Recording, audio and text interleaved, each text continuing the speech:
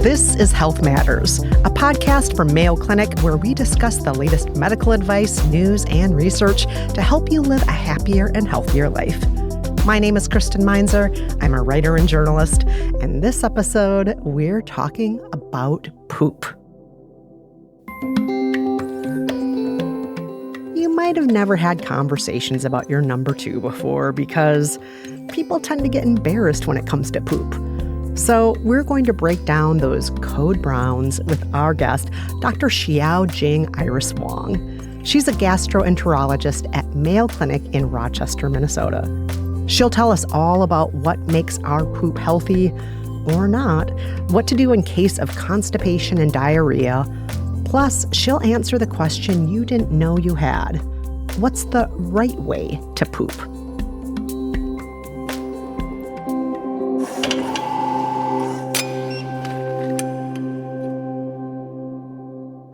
Dr. Xiao-Jing Iris Wong, welcome to the show. Thank you so much for having me. We are so thrilled to have you here today to talk about something that we all do, but we don't talk about as much as maybe we should. We're going to be talking about pooping today. Let's just touch on the ABCs. First of all, what is poop? We've been told our whole lives that it's our body's waste, but what does that actually mean? I think about it as the leftovers of what we ingest that our body can't break down or doesn't need to break down.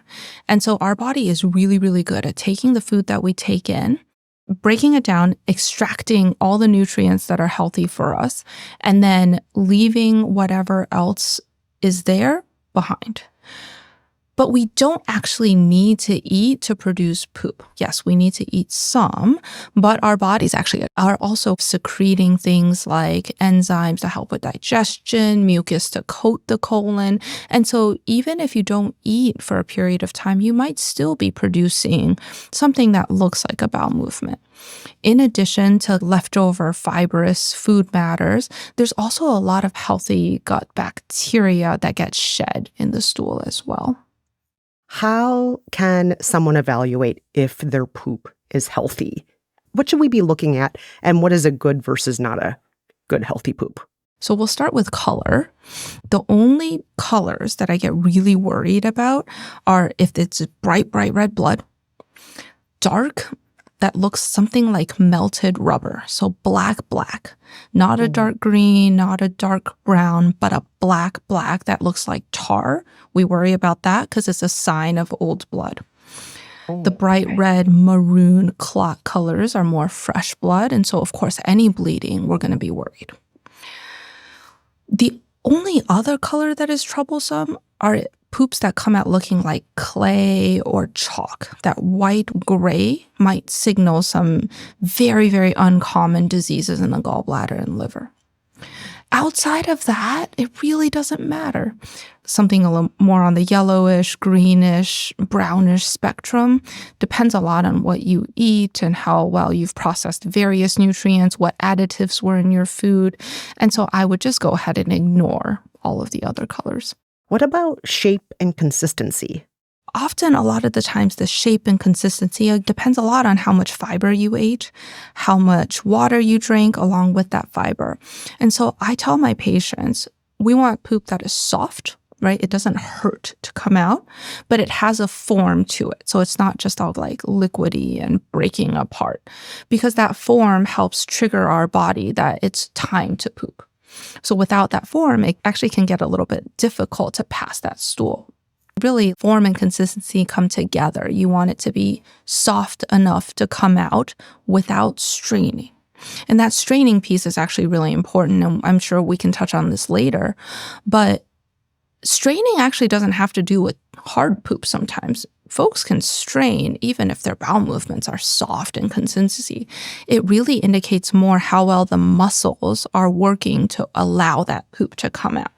And so I tell my patients, when you get up, you feel like you've evacuated completely. And anyone who hasn't evacuated completely knows exactly what I'm talking about, where you feel like there's just more, but no matter how long I sit there, there's nothing more coming out. We don't want that feeling. Can we talk a little bit more about the shape? shape can vary a lot. Some people might have something that's kind of a longer, I've heard the term soft S before, but other people will have possibly tiny pebbles or lumps. Does it matter? The things that look a little like what we call rabbit pebbles or kind of deer poops, right? Where they're small, where they're really hard, those are probably suboptimal. That indicates to me that things are too dry, that they're not well connected, and there's some sort of straining problem that's making those poops come out in sections, like little small balls. Now, there's one other situation where shape really does matter, and that's what we call these pencil-thin stools, where they're coming out like a pencil. If that is something that is a sudden change in an individual, we do worry that maybe there's something close to the rectum that's preventing the stool from making a bigger shape, something like a rectal cancer. That is much less common than something like pelvic floor dysfunction, where it's actually a muscle problem that we can't open, and so things are being squeezed through a more narrow lumen. But we always do want to make sure that in those types of stools that we've done some sort of structural evaluation to make sure there's nothing dangerous. What about in terms of smell? Are there certain smells that indicate this is a less healthy poop and this is a more healthy poop? No. I would say that if you ask a inpatient hospital floor nurse, they will tell you that blood and particular infections have distinct smells. Outside of those things, it's a reflection of how long has it been since you last pooped, how much fat did you recently ingest, and factors that don't really have bearing on health, but can certainly explain why stools can smell differently. How often should a person ideally be pooping? Is there one answer that works for all of us, or is there a range? There's probably a range. So we've heard a lot about these daily bowel movements, and that's definitely not the norm for everybody. So if you don't poop once a day, that is totally fine. What we want is actually regularity. If that's twice a day, if that's every other day, all of that is pretty normal. Once we get to the range of more than 3 times a day, and if that's not something you've lived with your whole life, maybe we should talk to a doctor about that. If we get on the other side, less than 3 times a week, then that can be concerning for constipation. Again, especially if that's not the norm for you. If that's how you've been all your life and that's never caused you any trouble, then going twice a week is going to be okay. But if you're going twice a week and you're really bloated in between episodes and things aren't moving well and you don't feel like you're emptying well and you're having to push a lot, then that's not okay. And you should talk to your doctor about how to go a little bit more frequently so that you can empty more effectively. What about time of day? Some people swear every day after my morning cup of coffee, it's always at 11 o'clock. Is that the way it should be for all of us? I don't think there's a way it should be. But definitely timing is a very frequent thing that I hear about. Like regularity is very helpful for bowel movements. And that has to do a little bit about how our bodies signal that it's time to poop. So when we have a regular schedule, our poops do tend to happen at the same time every day. In addition to that, there's a lot of things that trigger bowel movements, coffee being one of them, breakfast being another one. And so a lot of people who have that coffee breakfast combination in the mornings have that morning bowel movement. But there's a lot of people who refuse to poop outside the home. So then trying to poop while they're at work is just not going to be part of their schedule. And so sometimes as a doctor, we can take that into account when we talk about when do we take laxative medications so that it works for your schedule and your lifestyle. So timing happens, but does not really matter as long as we're hitting those marks of regularity, lack of straining, softness, and emptying.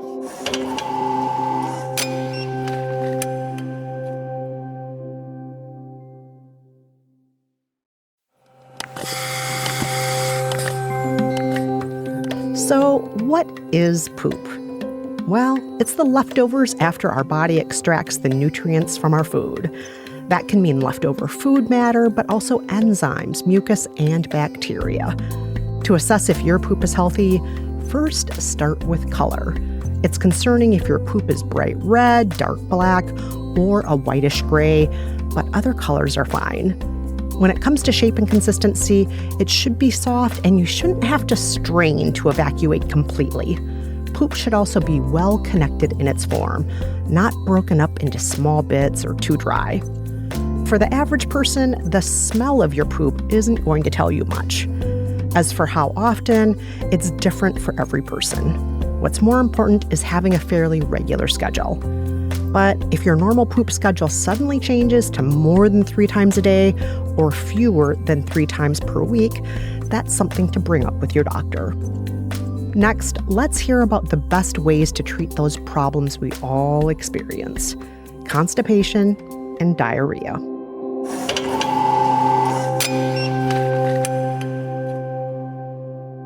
Let's talk about the 2 biggest issues: not being able to poop and not being able to stop pooping. Let's start with constipation. First of all, how would you define constipation? So our formal definitions of constipation has to be a stool type. That is, we have this stool scale called the Bristol stool form. And we're looking at type 1, type 2 stools, those sort of rabbit pellets we talked about, firm, small volume, and then also a decrease in frequency, so less than 3 times a week. That would be what we count as constipation clinically. And what are some typical causes of constipation? There can be lots of issues that lead to constipation. One is not drinking enough water, because our stool needs to retain water in order to be soft. And so if we're going about our days and unable to drink enough water, sometimes that can really concentrate the stool and make it really hard to pass. One of the other most frequent issues I see is stress, particularly stress like traveling. Airport and traveling constipation was a common life experience, right? And the reason we have that is really multifold. So I like to tell my patients that constipation is what we call almost like a housekeeping task. And evolutionarily, when we developed this stress response system, it was to run away from predators. It was a fight or flight response. So if you think about it that way, the last thing you need to be doing when you're running away from a bear is pooping, right? And so our nervous systems are actually wired so that when those alpha adrenergics get activated, everything dries up. We're not peeing, we're not pooping, and we're not digesting. So in order to digest and rest, that rest and digest parasympathetic nervous system needs to get turned on. We need to be in a routine, a place of safety and relaxation in order for those functions to happen. So now when we think about travel, we're usually on a timeline. We're usually running from place to place. That activation suppresses our bowel movements. And then you add in these other factors like airplanes are often very dry. If we're on a road trip, we're going to be trying to minimize the amount of fluid we take in so that we don't make those pit stops. We're going to be eating those foods that are not high in fiber because that's not what's available at airports or at gas stations. And so it's disrupting all of the good things that help form a bowel movement. And it's disrupting that routine, right? For those every morning poopers, they're not having their morning bathroom time like they're used to. And so that can really throw off their entire system. So that's a big reason for constipation. The last one that I'm going to bring up is pelvic floor dysfunction. And this is something that honestly, I didn't really think was connected to bowel movements until I became a GI fellow. The pelvic floor is this set of muscles that are at the bottom of our pelvic cavity.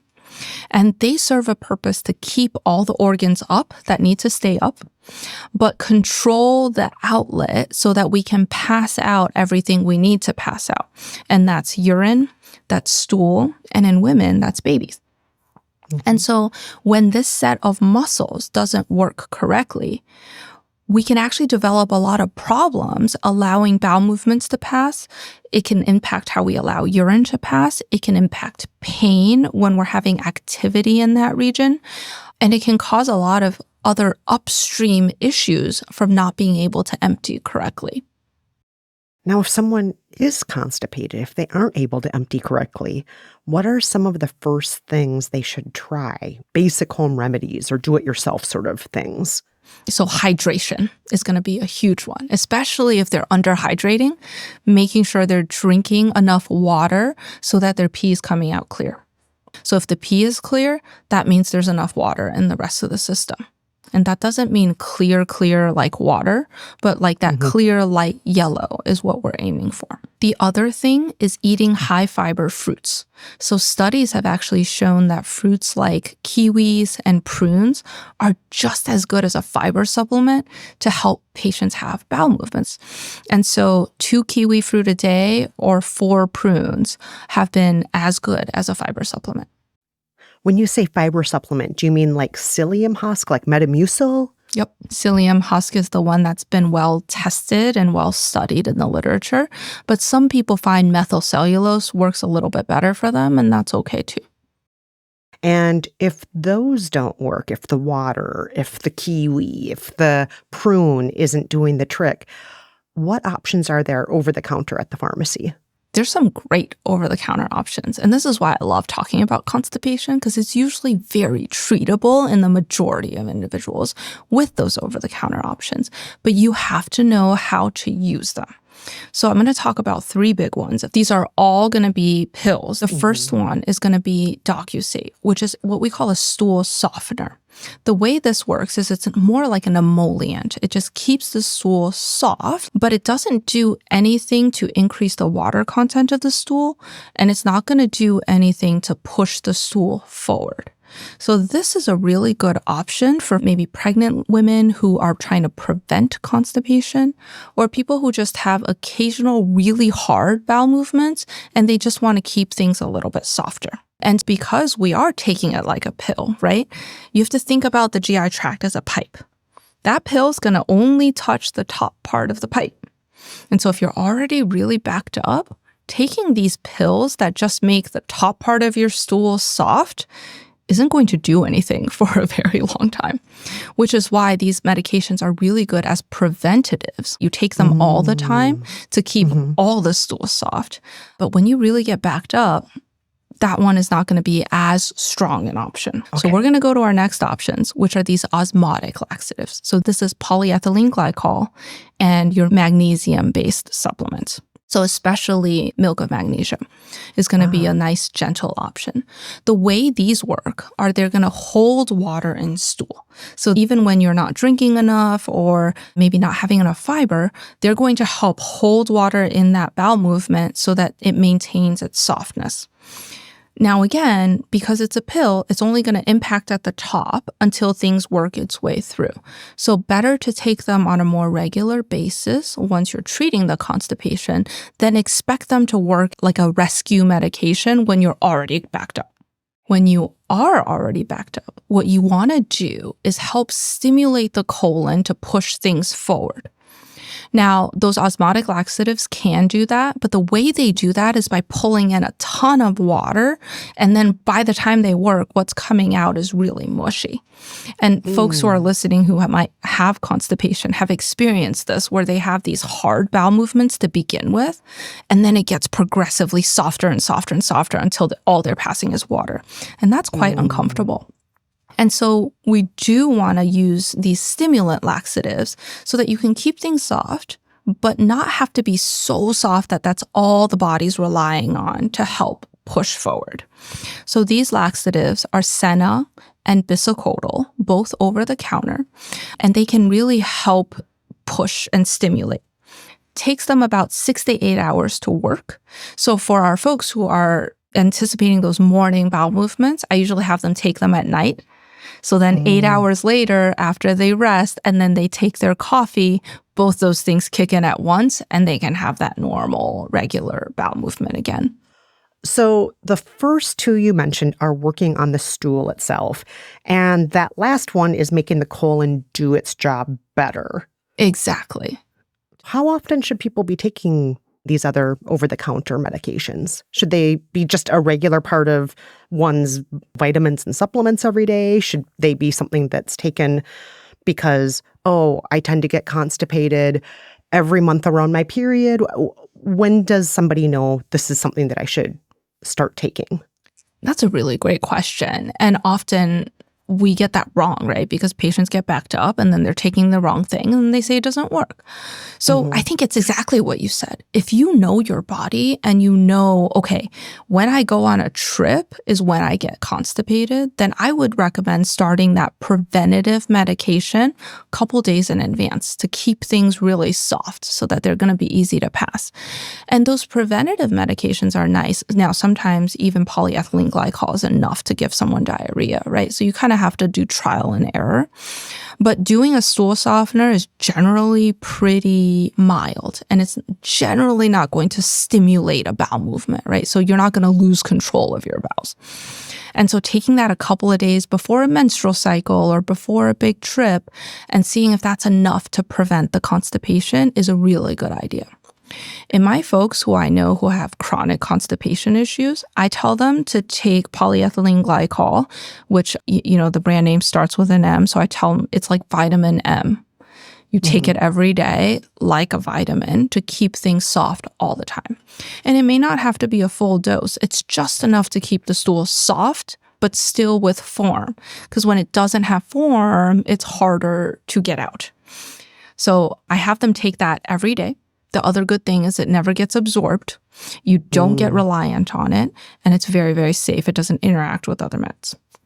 And then if they're still not going on that kind of regular dose of an osmotic laxative, then I have them take that stimulant every other day, every day, sometimes every 3 days, whatever they need to get back to their regular bowel movements, and then they can take the stimulant laxative away. Got it. And I do want to throw out there that Senna, like both of those stimulant laxatives, can be a little bit strong for certain people. And so Senna actually comes in a tea. And so you can buy that in the tea aisle as opposed to the medication aisles of your regular grocery stores. And some people find that just a cup of that is enough. I hope it's enough. Medicine that goes inside your butt, I've seen that in the drugstore for constipation. Is that something you would recommend? Absolutely. It has a great role in the right place and right person. So there's two different types. One is a suppository, which is medication that's formulated to kind of dissolve in the rectum, and it's formulated more into a semi-solid consistency. So you can just put this thing that looks like a little bullet up the bottom. Okay.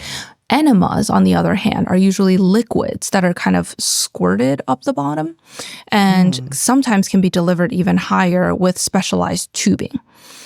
The suppositories are really good for folks who have been impacted. So it's been days and days without a bowel movement. You feel like there's a firm bowel movement down there, but no matter how much you push, it's not coming out and it's really painful. Then continuing to put things from above is not going to do very much, and it's just going to hurt because there's a blockage down below. So then you really want to clear that blockage from the bottom end. Suppositories can be really good for that because it can help soften that stool at the bottom.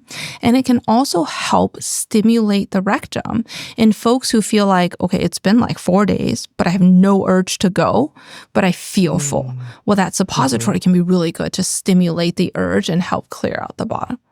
Some people find that enemas are more helpful for them to do that. They find that the enemas are easier to deliver. And so that's also an okay option. I think if we're talking about enemas that need to be delivered via a special tubing system, it's time to talk to your doctor before you go down that route. The suppository and the medicine that's more like a bullet shape, how long does that take to be effective? It takes them on average like 20 to 30 minutes to work, so much faster. And can that be must even be very less. Relieving, much better than waiting 8 hours. Yes. And so for folks who are like, okay, I have like an hour-long window to poop, the suppository is the way to go. Like, just use that and clear out when you have that moment in your schedule and move on with your day. It literally is a magic bullet. Right. So I would say that I probably wouldn't rely on those. They're totally fine on a occasional basis, but if that's what you need every single day, it's time to talk to your doctor about some better options to check the muscles of the pelvic floor and to see what else we can do, because we don't want your body getting super reliant on that without doing a workup.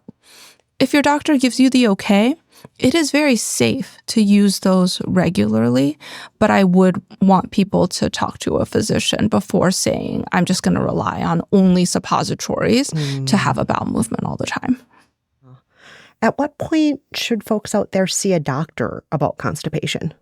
If they're feeling like these over-the-counter things are not working, they're getting really bloated, if there's any sign of bleeding, right? The constipation's bad enough to be exacerbating hemorrhoids, causing fissures and things like that. If you feel like you're having trouble eating because the stool can take up so much space in the cavity that you actually can't put in enough food. And actually, when stool gets really impacted in the rectum, there's a signal that gets sent up this pipe that we call our GI tract to say, hey, slow down, I'm full. Our body is really good at regulating itself. So if you're finding a lot of those other upper symptoms, bloating, inability to eat, and the over-the-counter stuff's not working, it's very reasonable to talk to your doctor. Let's talk about the other end of the spectrum, when you can't stop pooping.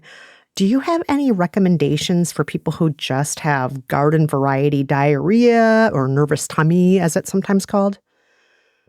So a couple of home remedies that I think about, one is actually peppermint. Peppermint is a really good option because it decreases smooth muscle contraction. So it kind of soothes the cramping and contractions of our intestines, and actually is already formulated into an over-the-counter supplement. But you can also just drink peppermint tea. What I would say is, though, definitely do not take peppermint that is meant for diffusers, because it actually gets really confusing, right?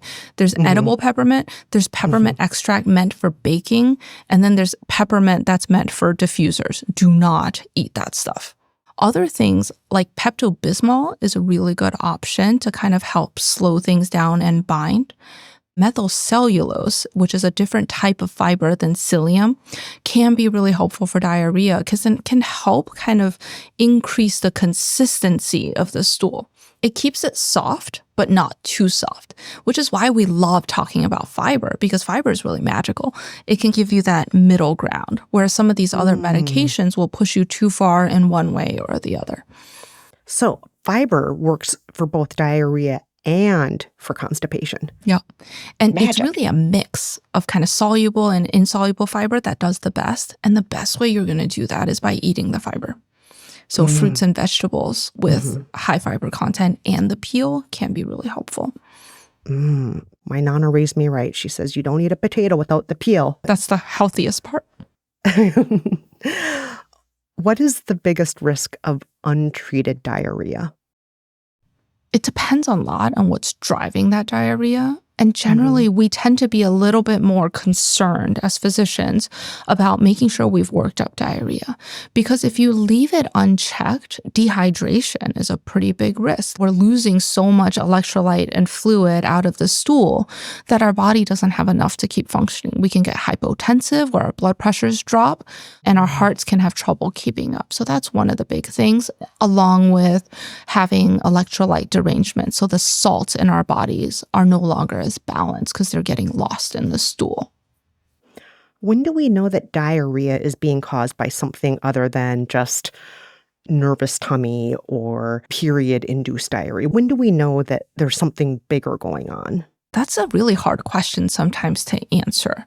Chronicity and patterns is very important, right? If you're someone who always has, let's say, 3 looser bowel movements a day, and you know that when you're stressed, you have tummy issues and you're expecting that, then I wouldn't worry so much about it because it'll go back to normal. If it doesn't go back to your baseline, I would be a little concerned. And I always tell folks, your body's the best. If this doesn't feel like your normal stress-induced diarrhea, then it's reasonable, especially with diarrhea, I have a lower threshold to tell folks to talk to a doctor about it. If there is bleeding involved, again, like we worry about blood. If it's not stopping like you would expect it to, and if you're pooping so much, but you're feeling like you're not able to take in fluid to keep up with what you're losing, then we definitely need to seek care. And what might be the cause in these cases of diarrhea? A lot of the times it's infection. Lots of different types of bacteria and parasites can cause either self-limited acute diarrhea, so things like traveler's diarrhea is very, very common. A lot of those things you'll just get over on your own. But there's some other things like C. difficile, for example, or Giardia, which is a parasite that we can pick up from drinking stream water, well water, etc. Those can become chronic in certain individuals, especially if they have chronic illness. Those can drive a lot of this severe diarrhea. Oh, and food poisoning, of course. Absolutely. And sometimes we don't recover as much as we'd like our bodies to. So folks who do get run-of-the-mill food poisoning can end up with things like lactose intolerance, for example, because their body just doesn't quite go back to normal and they lose some of the enzymes that they previously had. Oh, so interesting. And I just want to put in a plug that not all infectious diarrhea needs treatment. The majority of them actually run their course by themselves. If you feel like your infectious diarrhea is not getting better, it is reasonable to see a doctor. Don't just take antibiotics kind of willy-nilly, because sometimes in some infections, that antibiotic can make the symptoms a lot worse and can actually put your kidneys at risk.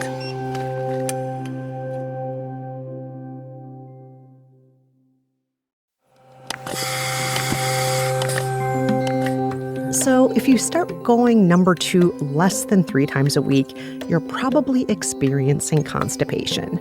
It could be from not drinking enough water, stress, or even pelvic floor dysfunction. So what to do? First, hydrate. Eat high-fiber fruits like kiwis and prunes.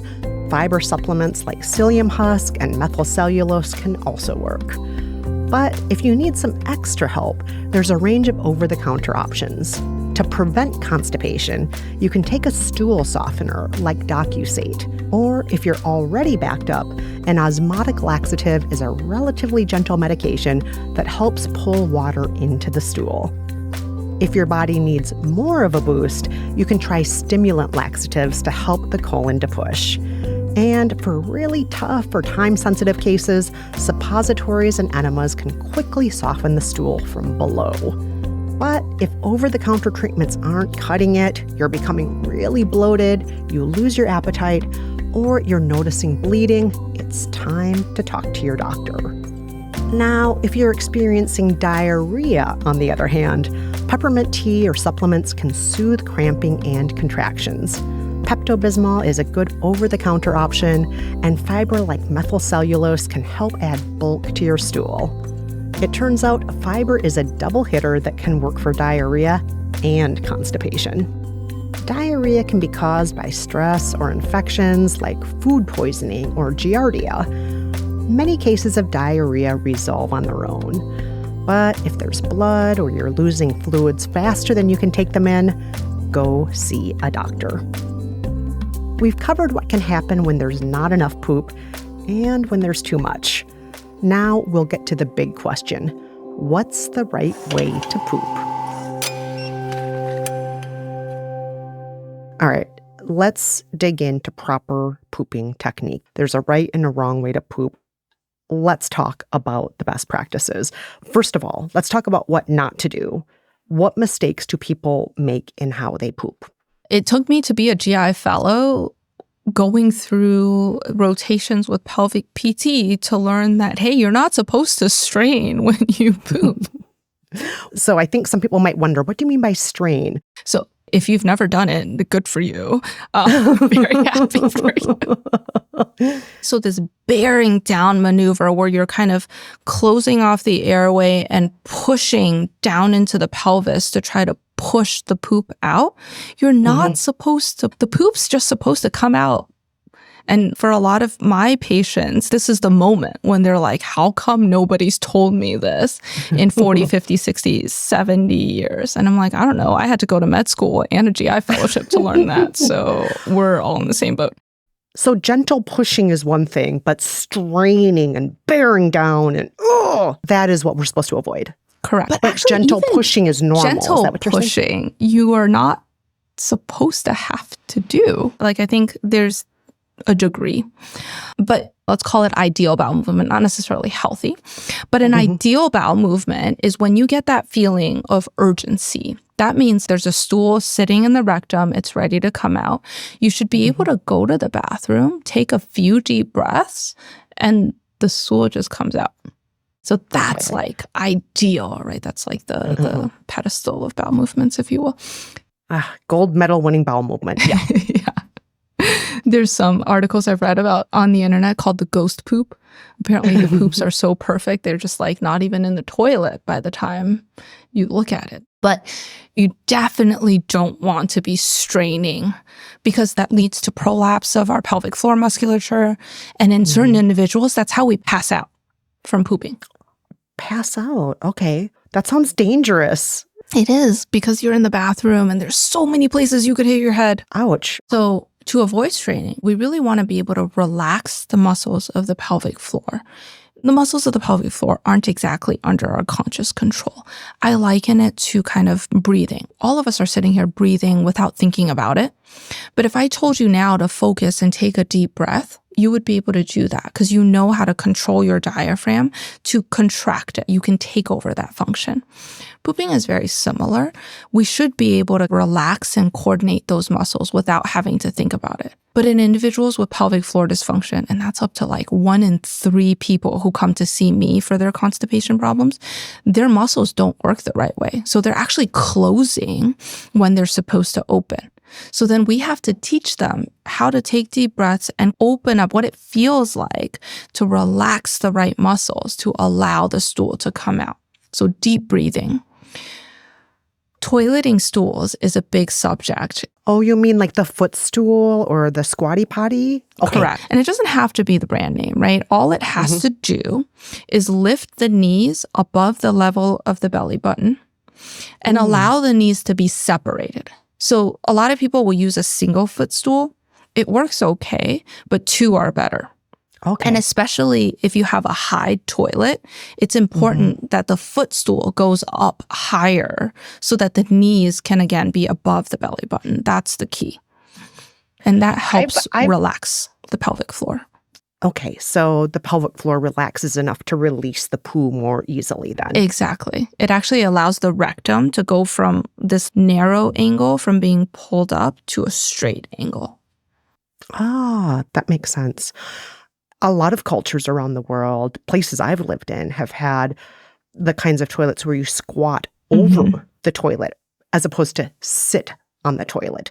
And I've heard from some doctors over the years that, that's the ideal way to poo. And so it sounds like the footstool you're talking about is kind of replicating that in a way. Is that right? That's exactly what it's trying to do. And that's how it was developed, from what I understand, is trying to mimic that squatting position while you're seated on the toilet.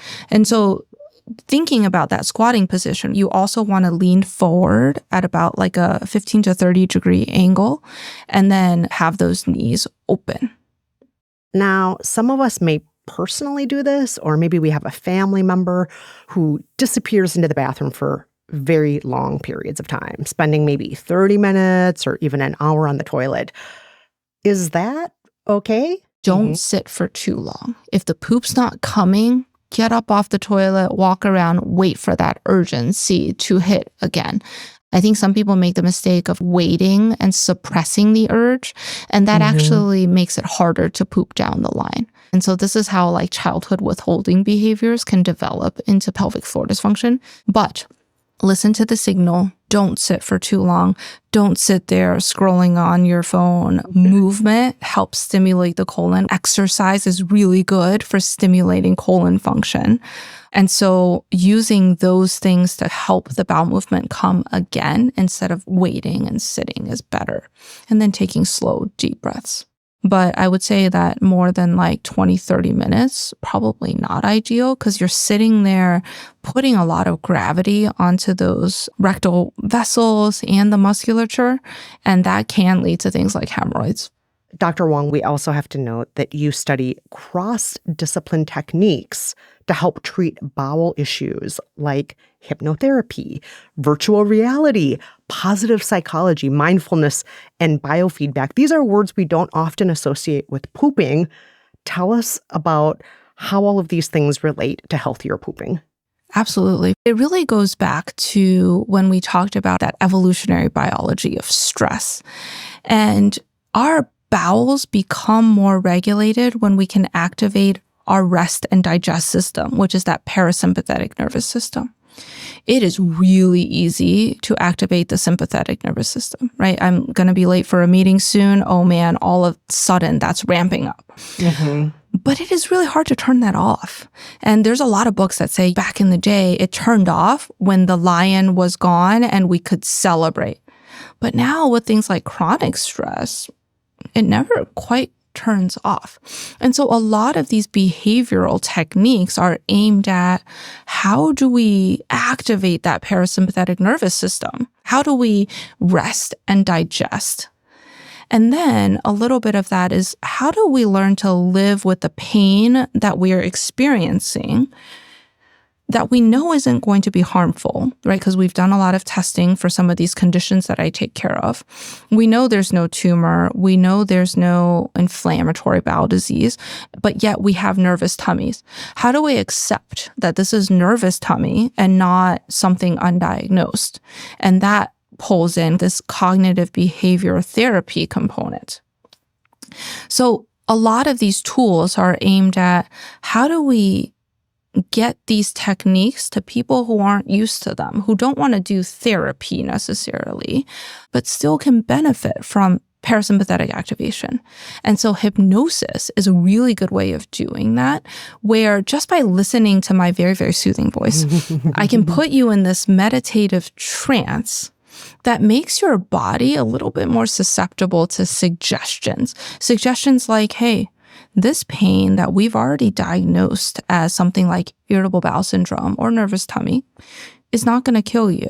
And we can stop paying so much attention to that pain. And studies actually show that if we can stop paying attention to pain that isn't going to harm us, it diminishes the pain and it actually helps heal. Virtual reality does something very similar. If you don't want to listen to me talk to you to get you into a trance state, being in virtual reality actually can put your brain in a space where we can deliver some of that cognitive behavioral concepts, positive psychology, help guide meditation in a fun, gamified way.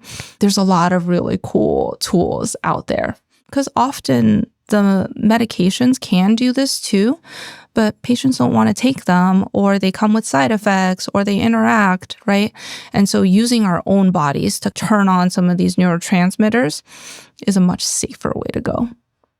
All of this sounds so sci-fi and so futuristic, and yet something we can all do. Absolutely. This is fantastic. On top of all that, you've also written a children's book, Boo Can't Poo, about a very cute, very constipated ghost. How are you hoping to change the narrative around poop with this book?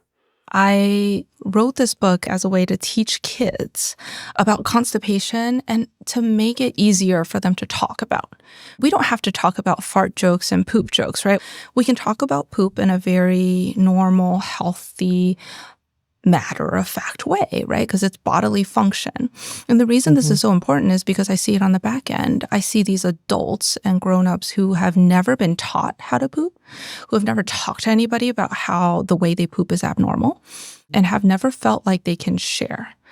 And then when I then go in and tell them, hey, you're not pooping right, they're like, I am, sometimes 50, 60, 70 years old, and nobody's ever talked to me about the correct way to poo. And so then I started joking with my patients, well, I should write a children's book. I should teach people early.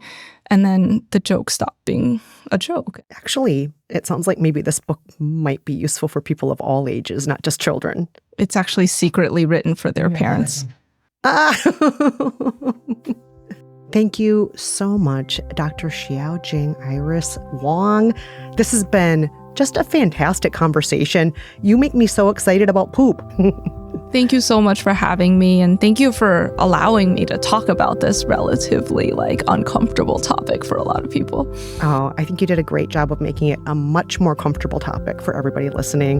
No embarrassment, no shame, just another part of what our body does. Exactly.